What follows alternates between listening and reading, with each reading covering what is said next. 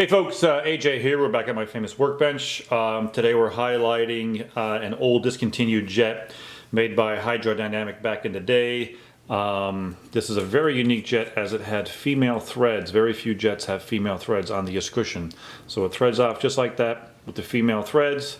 There is a long sleeved nozzle inside of it. Very, very distinct features here. Let me get this out of here. And on the side, you're going to see the part number HD-8010 right on the side there. Okay, but this long plastic sleeve was very, very unique to this jet, made by HydroDynamic back in the day.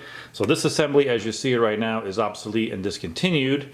The replacement is this new style sleeve and eyeball. Let me just show you how it goes together. So we got this new style eyeball that's going to sit inside the sleeve like this, and it goes back into the wall flange.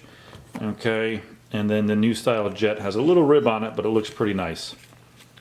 And that goes on just like that, okay?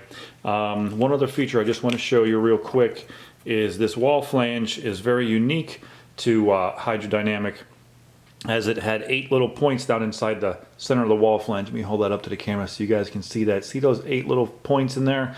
Those are the notches for the jet tool. So if you come across a tub that doesn't have any wall flanges at all, and any Escutcheons on it at all, I should say, and you have this wall flange with the female threads and the 8 points, well then this is the replacement for you. So click on the link below to order this jet. Any questions beyond this video, feel free to give me a call.